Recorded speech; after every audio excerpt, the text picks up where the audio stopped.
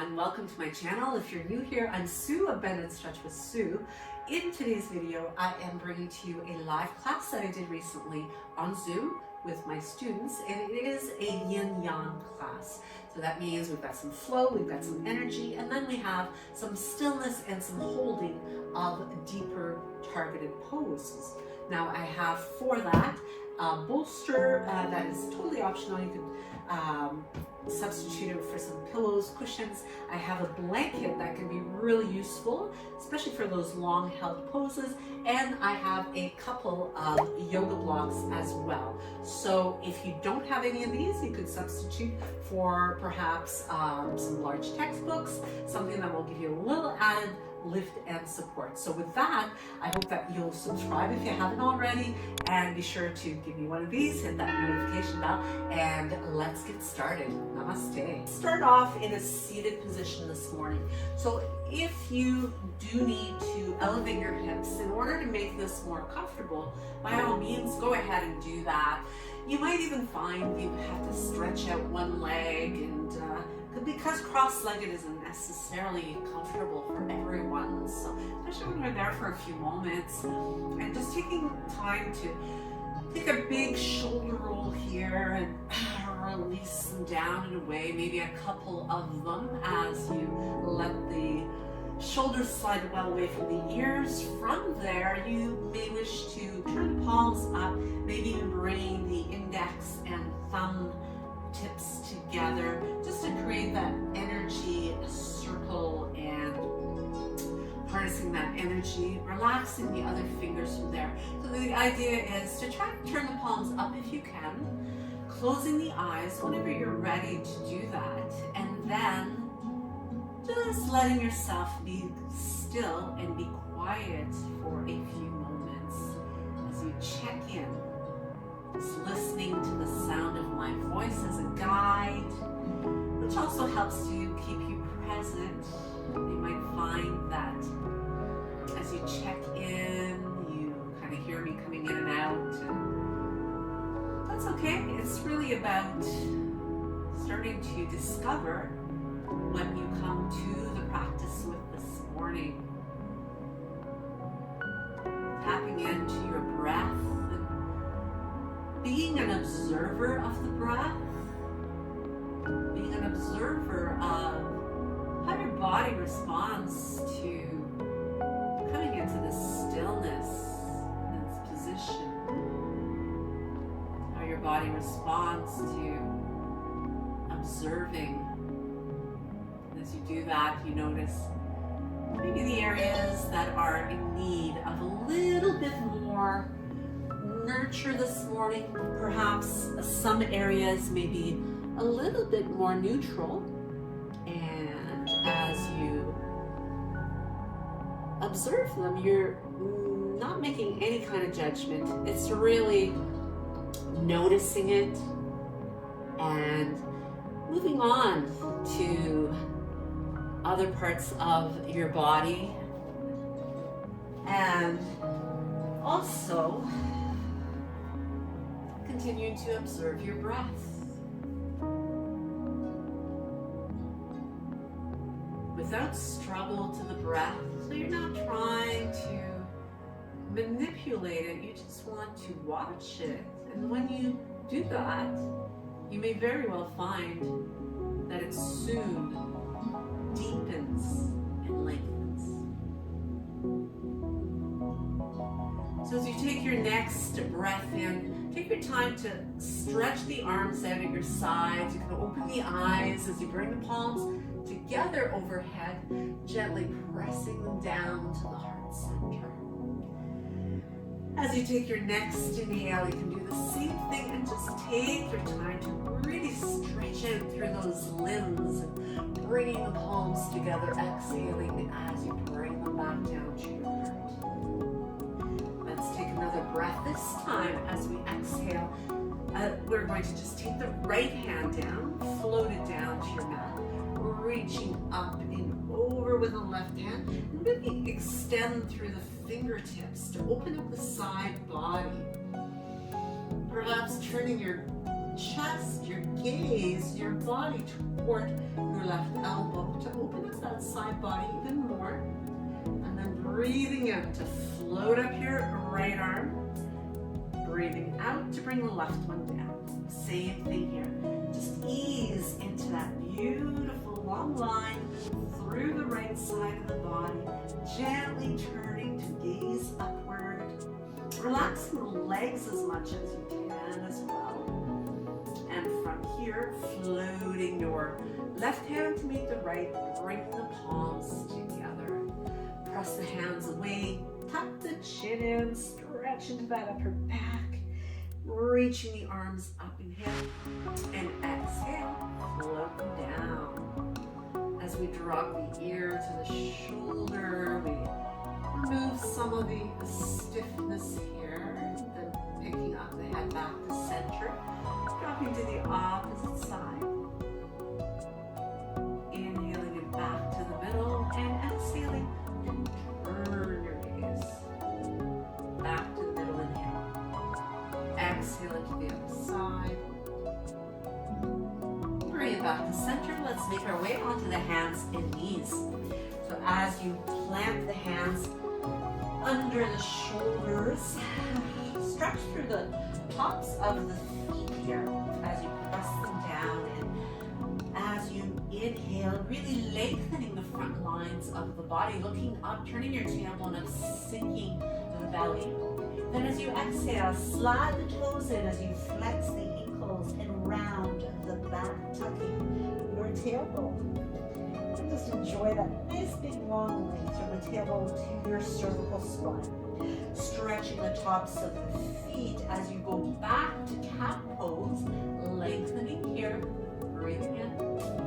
Breathing out as you reverse that, tucking toes, rounding the back, stretching the back body. Switch it back again. Inhale, flatten the tops of the feet. Let the belly draw down toward your mat. And tucking the toes under as you come back to that angry cat. Slowly walk the hands toward the top of your mat. And as you flatten the tops of the feet again, lengthen through the body to come into half plank. Breathing in here to open up the chest, firing up the core. Inhale, and then exhale. Lower yourself down with control, keeping those elbows nice and close to your body. Lengthen through the legs, lifting up into cobra, and press it back into child's pose. Sliding those hips towards your heels. Forehead comes down. Inhale, move it forward into your half plank, or you can make it a full plank if you like, lowering down to your mat or just above it, scooping through into an upward dog or a cobra. From here, you can press it back to an extended puppy pose. Dropping the knees, reaching the arms forward. You can come right up onto the pads of the fingertips. Adding a little sway here as you continue to wake up the body this morning. And then as you move it forward into your half or full plank, coming back to that strong line. Breathe in, breathe out, lower it down, scoop it through. Upward dog or cobra. Press it back to your child's pose, extended puppy, or downward facing dog. So just see what feels good for your body this morning as you bring it to life. And as you either stay in a table position, extended puppy, or downward dog, you can start to kind of shift your hips side to side and feel yourself creating more length in those hamstrings and looking under one underarm, looking under the other as you pedal out the legs, or simply keep your knees to the floor. Now, if you are keeping the knees to the floor, at this point you'll want to bring them up to your downward dog, your version of downward dog. Spread those shoulder blades wide open and walk the hands toward your feet to come into forward fold at the back of your mat. Bring hands to opposite elbows to add to the traction in your body. Give a sway as you continue to open up the side body, the hamstrings, and soften the knees to slowly unroll and come all the way to standing nice and tall at the back of your mat. Shoulders slide down and away. Breathe in, open it up. Bring the hands together, interlace fingers for steeple hands, and lean to one side as you push the hips over to the opposite side. Breathe in, bring it back to the middle, and just feel yourself leaning to the opposite side and focusing your breath into the lung of that open right side as you lean to the left. Inhale, come back to the middle. Exhale, lean it back. This opening through those anterior lines. Separate the hands as you dive down into your forward fold. Come on up halfway as you flatten the back. Exhale, walking the hands away, making your way back to your downward dog, shifting the weight forward into your high plank. Lower down to chaturanga. Inhale to your upward dog, and exhale, downward facing dog. Moving forward into a high plank. We'll pivot to open up into a side plank. Reaching that top arm nice and high, lifting the hips nice and high as well. And as you bring your bottom knee to the floor, placing it right between your hand and your foot, reaching up and over with your top arm, creating that nice long line once again. As you float yourself right into that neutral space, bring your back hand to the back leg, reach it up and over, lengthen out. Again, you really feel that stretch through your side body. And bring it back to neutral again. Inhale. Exhale, float the hand down. Take it alongside the ear. Lift that top leg up if you will. Or you can keep it down to the floor. As you reach it up and back, bend that top leg and see if you can draw the foot toward the glute, looking up as you hold it here. It's like a kneeling sugarcane pose as you turn your gaze up toward the ceiling. Let it go, open up nice and long, and spinning that hand all the way back to the mat. Tuck the back toes under, coming back to your plank of choice, and scoop it through. Upward facing dog. Take it back. Downward facing dog. As you give the head a little turn, side to side, exploring that downward dog, a little bit of a shimmy to the hips, and you stay where you are. I'm just going to turn around here so that I can continue to face you as we do the other side. So when you are ready, from your downward dog, move through to a high plank from toes or knees, and let's open it up to a side plank so that you're on the opposite side now. Make sure you work the other side. Lift those hips nice and high. Feel as if someone is pulling your hips up toward the ceiling, pressing into that bottom hand, but be sure you don't collapse into the shoulder. As you bring your knee down and place it between hand and foot, extend. Oh, beautiful long line once again from the outside of that back ankle all the way through the fingertips. Float it up to your neutral place. Bring the hand to the leg and reach it up and over. Oh, open that up. Extend through those fingers. Looking up past the top elbow, sliding the bottom of the hand toward your ankle, and then bring it back to neutral. Inhale. Exhale. Take it back to that same position and option to float the leg up. So we'll reach and really extend. Flex the ankle here first to feel yourself creating some space in the hip. And then as you float that arm back, bringing the foot towards your glute. See if you can grab a hold of it. If not, you could just stay as you were, kind of play around with the balance and maybe getting a quad stretch in just by bringing your foot towards you and not holding on to it. So always a way to modify. And then let it go take it back to your downward facing dog, moving through a high plank position, lowering to chaturanga and scooping it through to upward dog. Downward facing dog. As you lift high on the balls of both feet, looking to the space between your hands, bend the knees and walk or hop to bring those feet to the top of your mat. Flatten the back when you get there. Inhale, exhale and fold. And reverse swan dive. Take those arms, reach them up nice and tall, and float the hands to your heart center. Taking an inhale as you get strong, activated through the core, stepping back to a warrior one. So as you bring that back heel to the floor, squaring up the hips of the body, reaching through those fingertips, and just opening them up, creating lots of space between them as we bring the arms nice and long. So from here, from your warrior one, take your left hand. So you've got the right foot back, right leg back.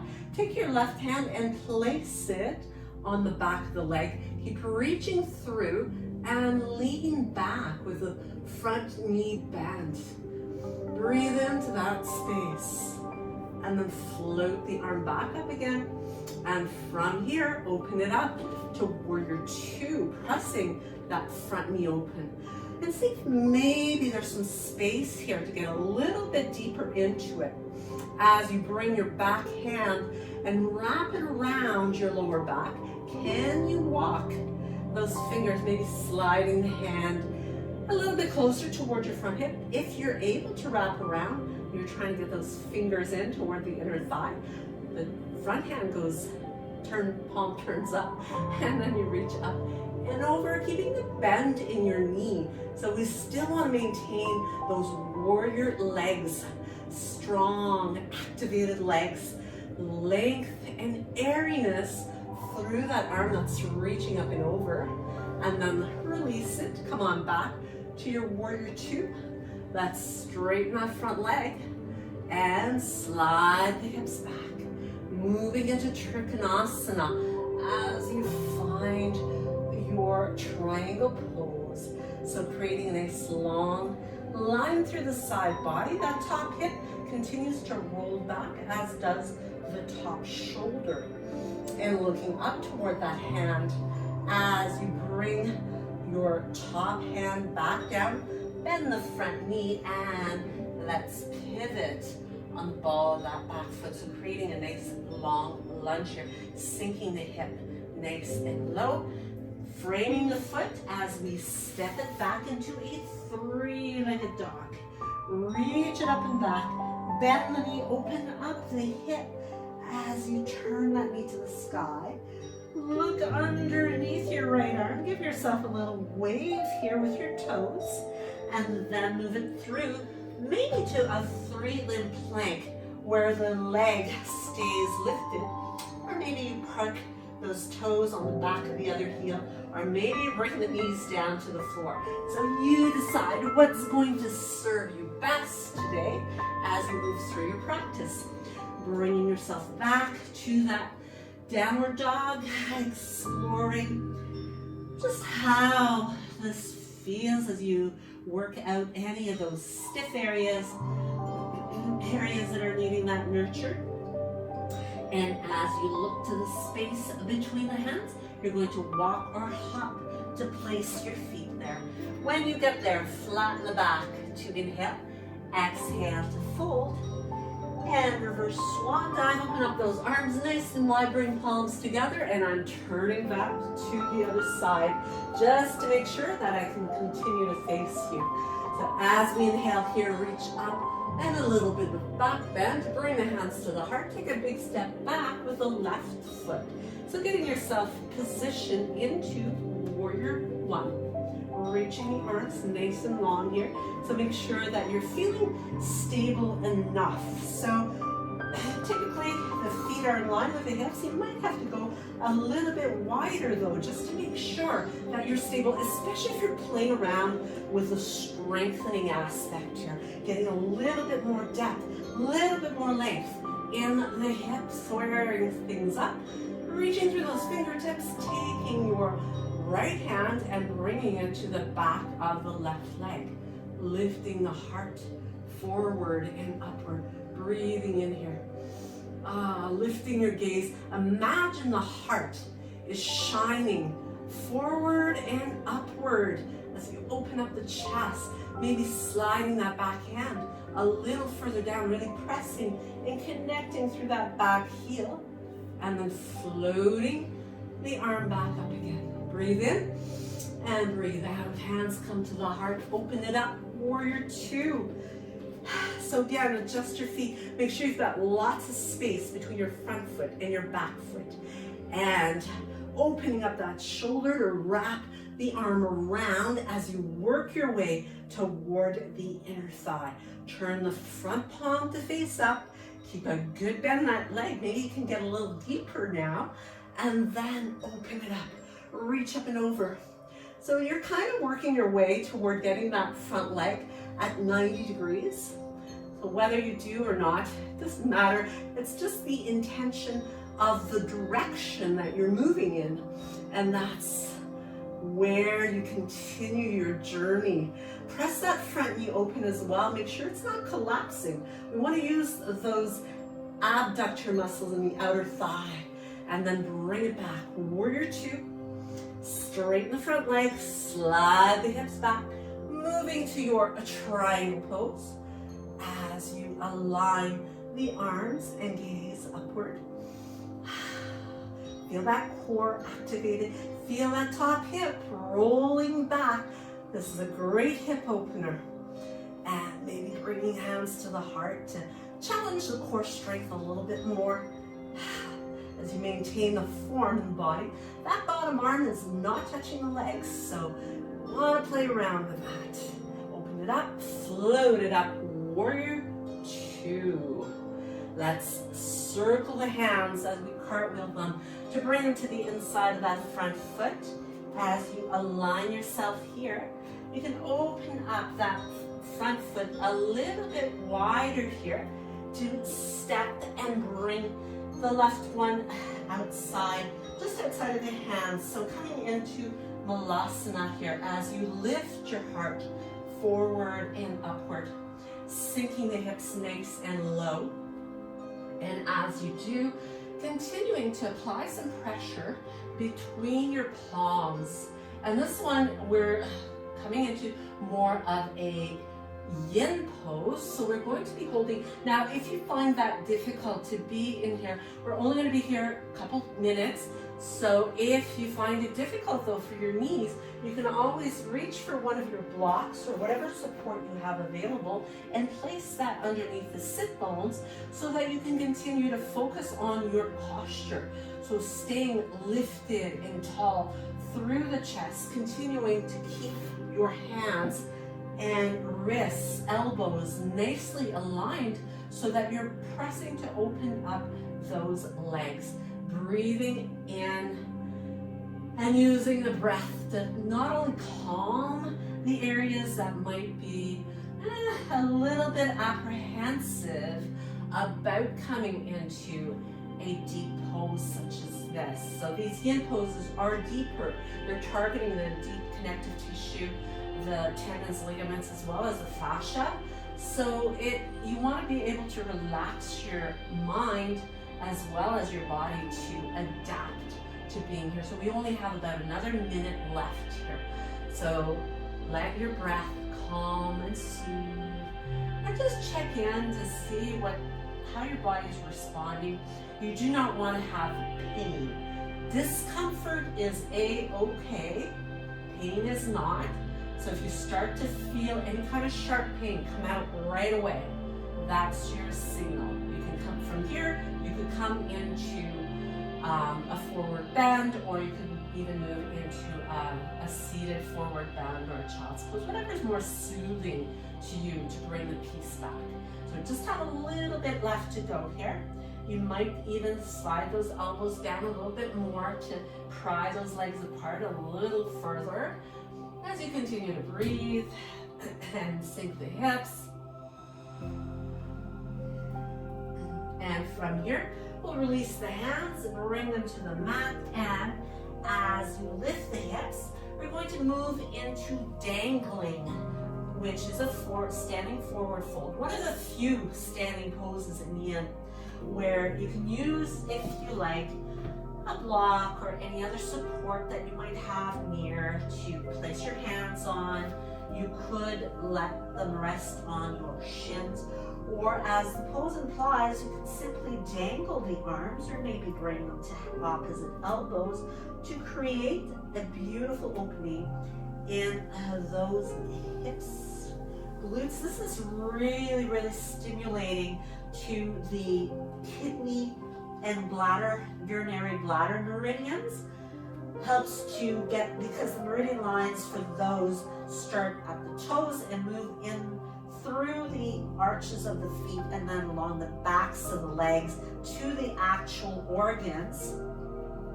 And from there, there's different roots that make their way up into the very root of the tongue. So as you allow yourself, you can also, you'll notice I've got my chest kind of resting over my legs, so you can actually bend your knees a whole lot more and kind of create a shelf for your upper body to rest on, and that will allow you to hang out here more comfortably. You don't want to get too comfortable, but you don't want to be in agony by any means. So it's all about finding that balance that allows you to stay and remain still while you explore these poses. So we're only here for about another minute. So we're holding these less time than some of the other yin poses, because really it's about finding that perfect balance, but it's still longer than what you would typically be in a forward fold in a yang practice.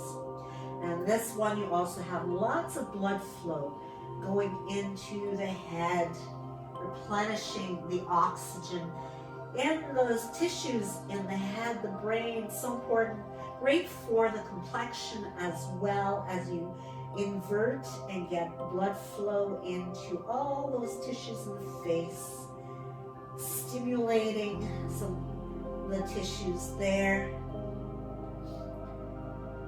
hydrating them, which is so important to keep the skin nice and healthy looking, maintaining the healthy glow. And as you release the hands, from here you can either walk them up the legs or simply engage the core to unroll yourself and come all the way up to standing nice and tall, once again stacking and aligning the body. So from here, let's take the arms up, inhale, reach up, exhale, take a dive into your forward fold. Inhale to come up halfway, and as you exhale, you can plant the hands down and either walk or maybe hop the feet back to your plank position. Lowering down to chaturanga, scooping through to your upward dog, and take it back to your downward facing dog. So walking it out a little bit so that you get a little bit more movement into the body again. And as you continue through that, you can once again lift that right leg up nice and long, pressing your belly towards your left thigh, pressing your left heel toward the floor. And if you're able to get it to the floor without moving your hands closer, see if you can lift your toes up off the floor.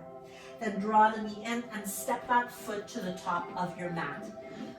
So as we get into that nice long low lunge, sink the hips, and from here we'll bring the back knee down as we make our way into dragon, starting with dragon flying high.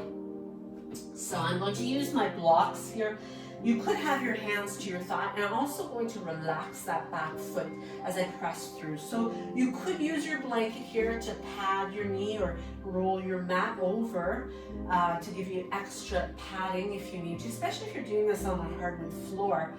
As you relax the shoulders down and allow the heart to lift up again. We did those yawn poses where we really emphasize opening up through the heart. So now we allow more opening through the hips, and this one we're going to hold longer. So make sure that you are comfortable, and again, listen to your body. Try to find the place as you set this up where you can be in stillness, and continue to melt the hips towards your mat. Your breath can be an excellent guide while you're here, allowing you to calm the nervous system and calm that self-talk, the chatting, the noise that goes on. Be sure that your shoulders don't start to creep up on this. That can easily happen.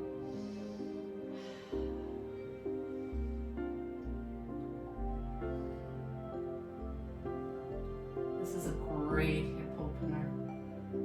And that's really what Yin primarily does concentrate a lot on the hips.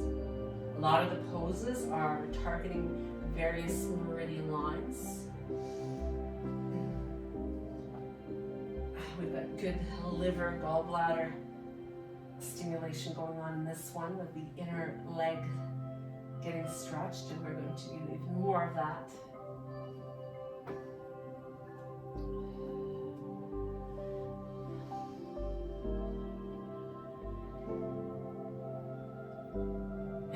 Does become too intense at any point, just back it off or come out completely. If you are not really used to practicing Yin, it can be a lot to remain there for that extended period of time. But from here, we're going to take it from dragon flying high to dragon flying low. So I'm going to bring the hands to the inside of my foot. I can even kind of open up that foot a little bit more so I've got more space to let my arms come down so that they can stay in line with my shoulders while I'm here.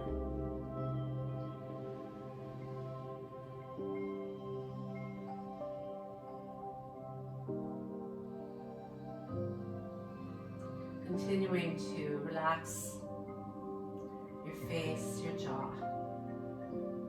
So it's very difficult to relax the lower portion of the body if you are keeping tension in your face and your upper body. As soon as you relax in the upper body, your breathing can then deepen, and that will help to relax the psoas muscle, which is our primary hip flexor, because it attaches near the base of the thoracic spine. So your lungs, your rib cage expanding when you're breathing is going to help to stretch that muscle. So if you're not taking deep breaths and you're not breathing comfortably, that muscle is going to have a hard time releasing. So you really want to promote that upper body softness so that it ripples down into the lower half of the body.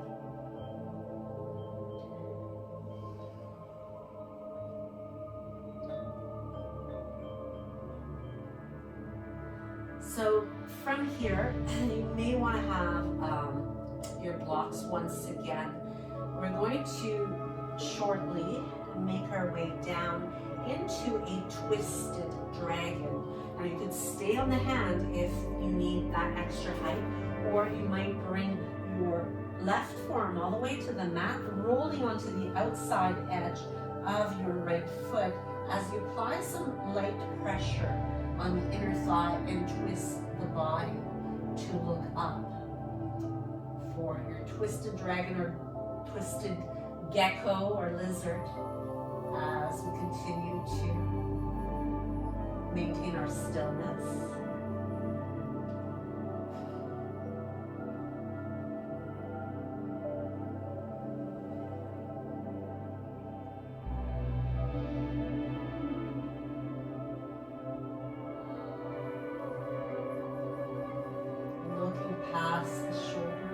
Once you're settled in the positioning of the body, you can close your eyes and just let yourself experience the sensations that occur.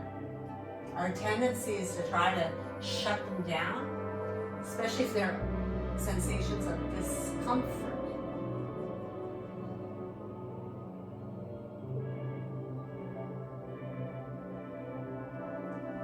And then from there, I can bring the right hand back down to the mat.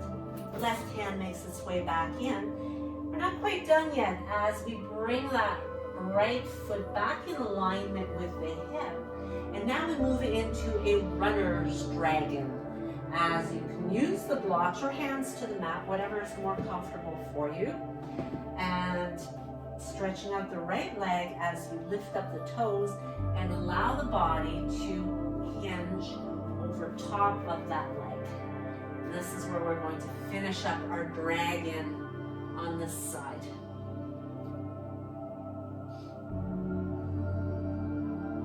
So again, each time you reset, do be mindful of what's going on in that upper body. It's so easy for the tension to start to creep in, especially as we get uncomfortable. We don't like to be uncomfortable, but that's where we experience change. No matter what it is in life, change comes through discomfort. So if you want to change in the way that your flexibility is, in the way your movement is, maybe in the way that your mind is. Maybe you've got a lot of kind of fluttering monkey mind, and this is a really good way to start to harness that in a very gentle approach, bit by bit, session by session on the mat.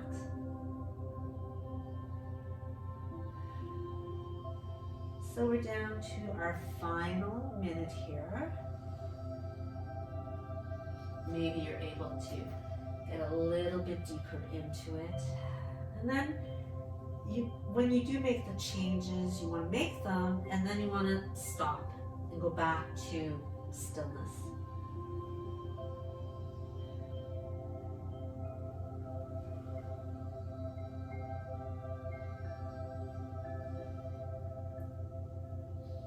And that's where the magic happens in your yin practice. So from here, moving very slowly in order to make our way out as we bring that right knee underneath the hip, returning to our table pose. And from there, you might make some circles with your hips if you like in both directions, or you can simply tuck the toes under, make your way back to your downward facing dog, spreading shoulder blades apart, reaching forward into your high plank, lowering down to chaturanga, and scooping it up and through to your upward facing a dog. Take it back, downward dog. So as we move into our downward dog, make any adjustments that you need to make to come back to what feels more neutral for you. And then lifting up your left leg, reaching back. Let's bend at the knee and open up that hip. Look underneath your right arm. Give yourself a little wave as you look there. And then squaring up the hips, reach back. Draw the knee in and step that foot to the top of your mat, bringing the back knee down. So once again, we reset ourselves to come into our dragon flying high. Opening up and squaring up, padding what needs to get padded as you settle into the pose. Soften up through your upper body. Let your breath fuel the relaxation, the sensation of melting those hips nice and low.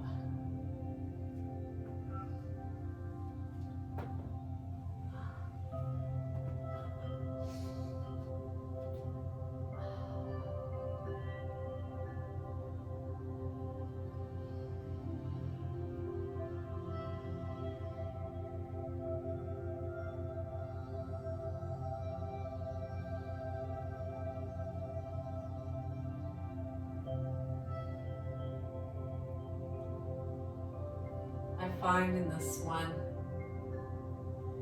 I can feel a little bit of shaking going on.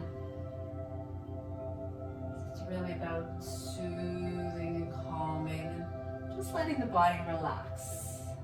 Those are new neural pathways that are getting reinforced. It's normal, as long as it's not painful. So long as it doesn't feel like you're creating too much struggle. But it does feel a little bit uncomfortable.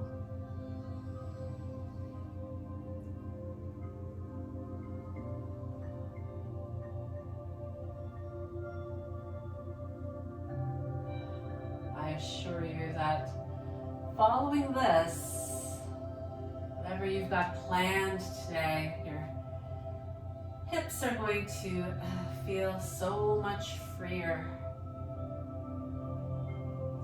Such a welcome transformation to the hips. And if you have any low back issues, discomfort, stiffness, this is going to help. Just to get the blood flow in that area, lots of nutrients.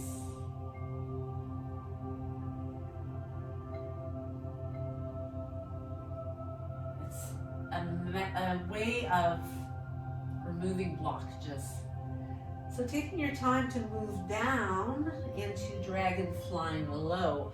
So you may simply turn your blocks down if you like, or you could keep your hands on your blocks, maybe the lower setting, or just take them down to the mat completely.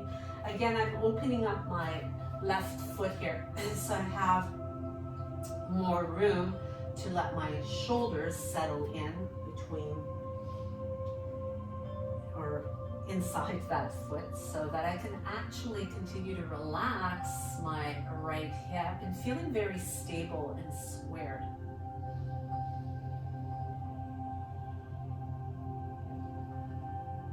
Noticing the differences as well from one side of the body to the other.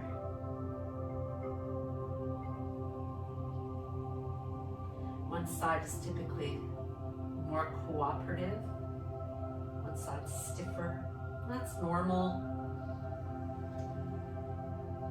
But I find that over the years, continuing to work on the balance of strengthening the sides evenly and stretching the sides more evenly as well has been extremely beneficial in getting more balance. And I find that as time goes on and I learn more about my own body, which is what these practices do, they really help you to get more in tune with your body. I found that it has become even more noticeable to me when there's imbalances and how I can more quickly bring things into balance. So from here, you can stay up on the hands, you can bring the blocks down or underneath your forearms if you like to ease your way into that twisted gecko, or maybe just coming down into the forearms without the twist. If you're adding the twist, you're simply going to roll onto the outside of the left edge of your foot. You can place your left hand there lightly. Again, you want to be cognizant of any sense of tightening up in your shoulders, your neck, and just applying that light pressure to allow you to gently turn the body, taking your gaze up and continuing to just let your hip, that right hip is melting closer and closer to the floor as the left one continues to open up more and more. And the heaviness of your pelvis just allows the work to get done with the use of gravity. So you're not in this practice, the yin portion, it's not about you doing, it's about you being. And and just finding how you can facilitate for your body to be there in that pose. So let's start to make our way out, bringing the hands down for some support. Once again, easing your way to bring your left foot. So move slowly, bring your left foot back into alignment with your hip. We're coming into our runner's dragon as you use your blocks for some support, and you can maybe walk your foot a little further ahead, pushing the hips back and allowing your body to tip over that leg. So as you continue this, find what works for you position-wise. Send those hips back and just surrender. Just feels so good to do that.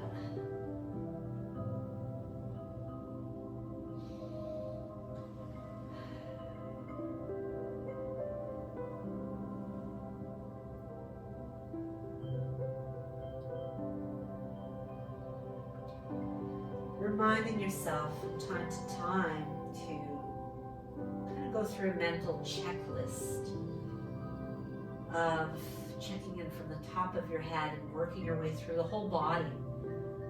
And this really helps you to observe, to notice the reluctant areas, excuse me, as well as the areas that are really much more open.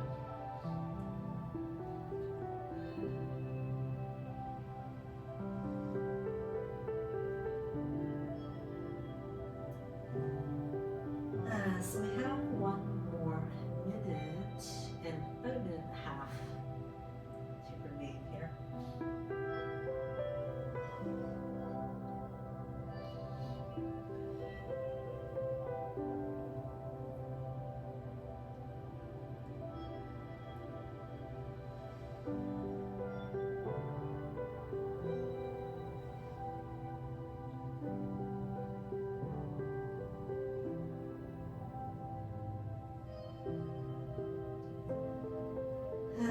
Use that breath to help you relax, release into it.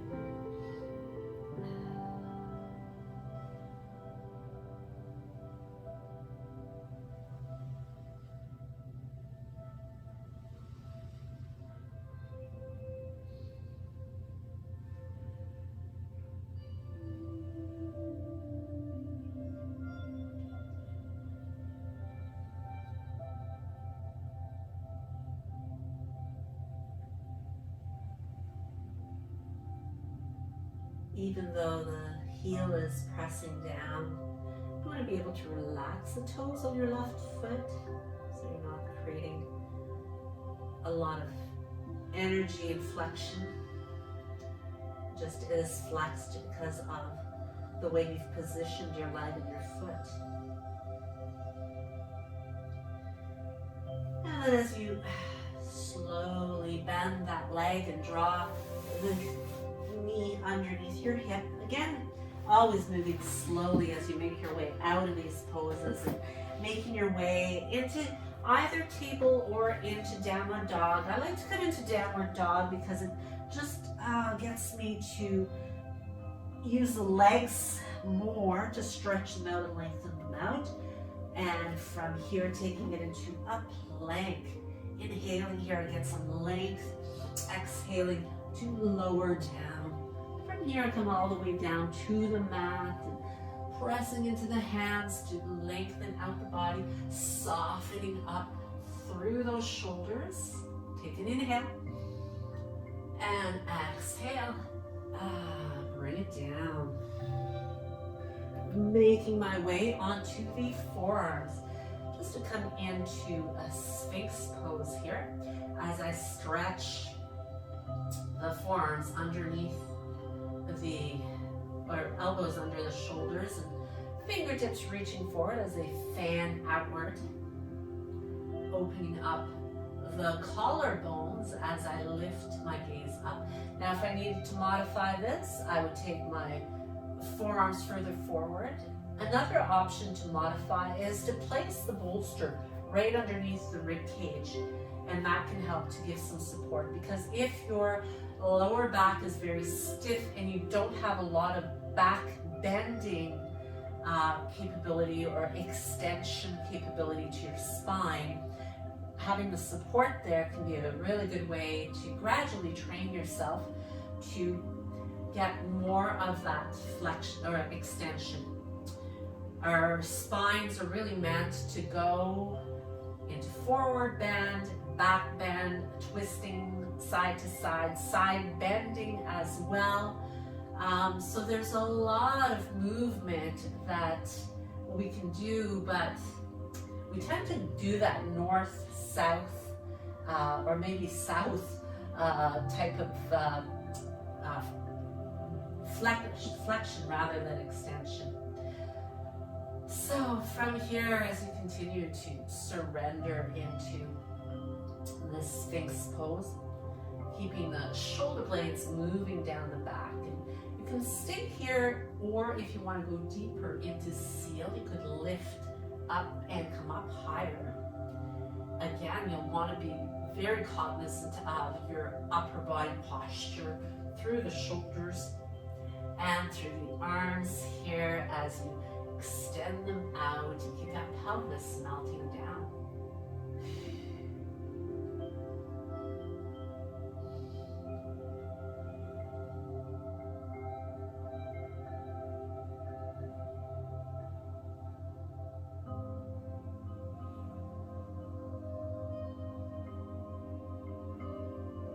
Closing the eyes might help you to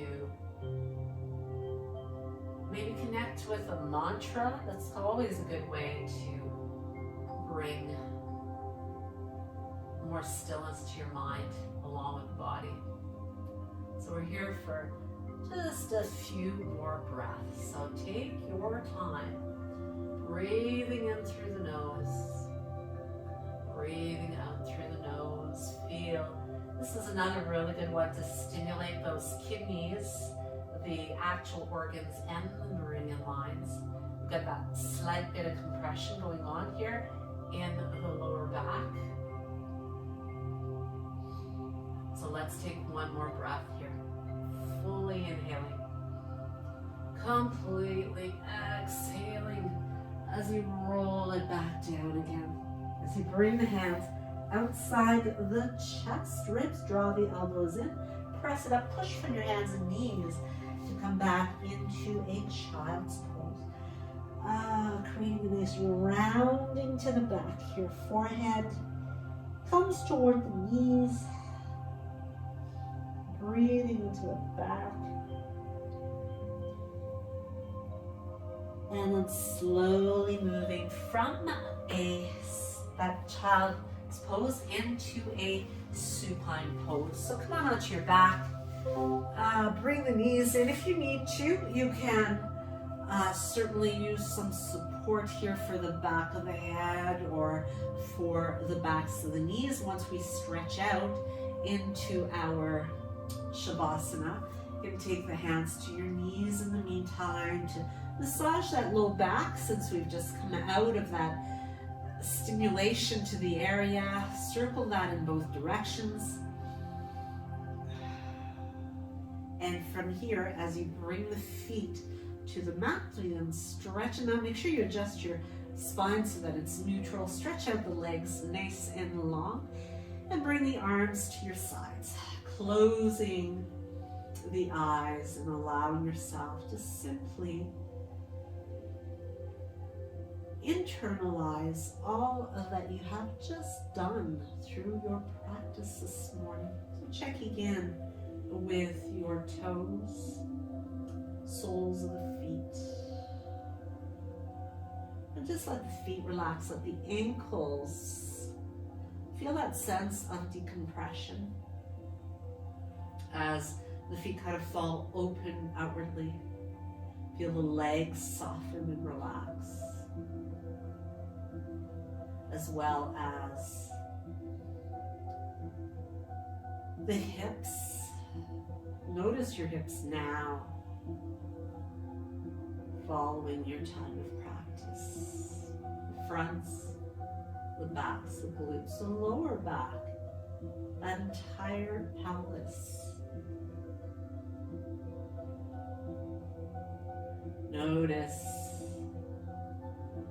the torso, the front, sides, back. Feeling the weight of all the bony landmarks as they release in your mat. Feeling the backs of the arms heavy.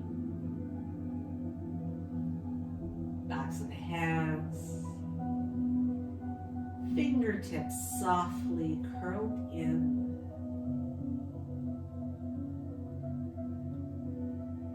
The jaw relaxed. The tongue, as it lightly rests, the tip of it rests just behind the top front teeth.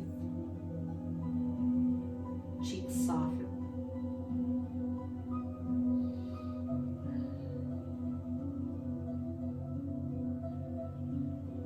The eyes. Relaxed with all the muscles around your eyes soft, even those holding on to the eyeballs have a sense of just relaxing, the eyeballs falling back into the skull. Forehead is smoother, softened, and the head is heavy. Breath is easy.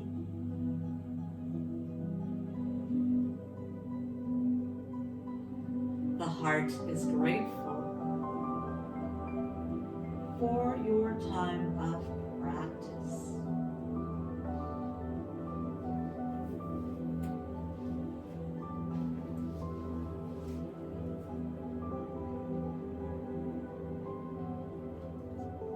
And as you continue to lay in peaceful relaxation, experiencing the gratitude of this time that you so generously dedicated to yourself today.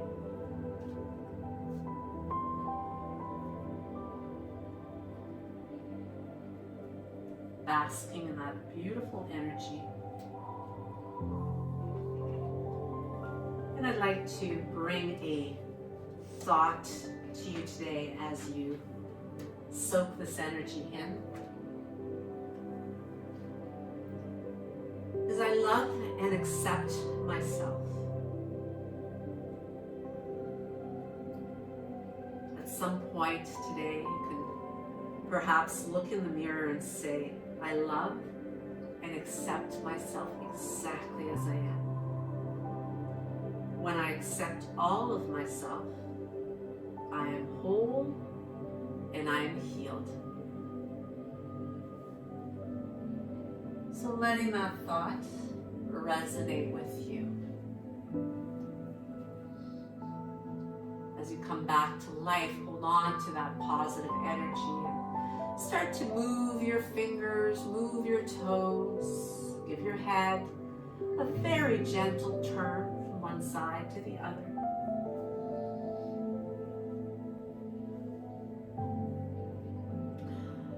Eventually, you can breathe more deeply to stretch, to lengthen the arms right by the ears, reaching them back. Floating knees to your chest as you hug them in, wrapping the arms around them. Taking the opportunity for a little bit of back massaging.